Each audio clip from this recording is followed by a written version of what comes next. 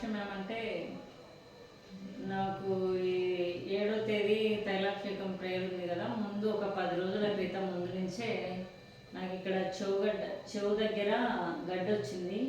ఈ చెవు చుట్టూ నొప్పి వస్తుంది, వాపు వచ్చింది. మా అమ్మకు చూపించినాను, ఇక్కడ చర్చికి వచ్చి అమ్మకు కూడా చూపించినాను గడ్డ. మా అమ్మ అయితే అమ్మ తొందరగా పోయి హాస్పిటల్లో చూపించుకో, పెద్ద ఆవిడ కదా అట్లా చెప్తుంది. ఇంకా వాళ్ళందరూ చెప్తే అందరూ అట్లా చెప్తుంటే నాకు విశ్వాసం తగ్గుతుంది, మళ్ళీ ఎందుకు చెప్పడం అనేసి ఎవరికి చెప్పలేదండి నేను. ఇక్కడ ఉన్నటువంటి గడ్డను మీకు కనిపిస్తుంటుంది, ఏమాత్రం వాపు లేదు, ఏం కూడా లేదు, బాగా నీట్గా ఉంది, ప్లెయిన్ అయిపోయింది.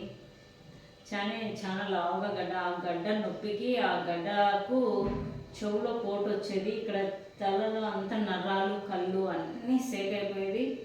ఇక్కడ నోటిలో దవడ దగ్గర పై లైను పండ్ల సైడు చివరలో సైడ్కు దవడకి ఇక్కడ ఒక నీటి బుడగ లెక్క వచ్చింది. అది రెడ్గా ఉంది, ఎంత బుడగ లెక్క బొబ్బ వస్తే నీటి బుగ్గ కాలినప్పుడు నీరు పట్టి బొబ్బ వస్తుంది కదా, అట్లాగా లోపల ఎర్రగా అది వచ్చేసింది. కూడా ఇచ్చేడ వాపు చాలా నొప్పి, చాలా బాధగా భయంకరంగా ఉండేది. ఎవరికి కూడా చెప్పలేదు నేను.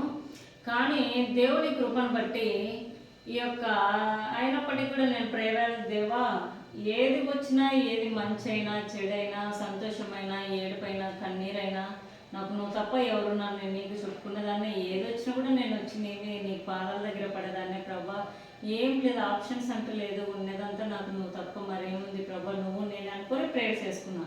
ప్రేయర్ చేసుకొని రోజు ప్రేరాలు ఇక్కడ సిలువ గుర్తు వేసుకుంటూ పడుకుంటుంటే, నిన్న 7వ తేదీకి మొత్తం క్లియర్ అయ్యి సన్నగా ఏదో కొంచెం ఇట్లా నలిపితే కొంచెం అట్లా కూడా ఒక కనిపించేది. కానీ ఇప్పుడు చూడండి, టోటల్గా కంప్లీట్గా ఏం లేదు, ఇంత బాగా నీట్గా ఉంది. దేవుని కృపను బట్టి దేవుడు ఎన్నో, ఇదొకటే కాదండి, నా జీవితంలో నేను పుట్టినప్పటి నుంచి ఈ దినం వరకు నాకు జ్ఞాపకం వచ్చినప్పటి నుంచి దేవుడు ఎంతగానో అద్భుతంగా నా పట్ల కార్యాలు చేసుకుంటూ నన్ను దీవిస్తూ నన్ను పోషిస్తూ చెప్పలేనండి, అంత గొప్పగా దీవిస్తున్నాడు. ఈ గొప్ప కార్యాలు దేవుడు చేస్తూ నన్ను దీవించి ఆస్వాదిస్తున్నందుకు దేవుడికి కోట్ల స్తోత్రాలు. మీకు అందరికీ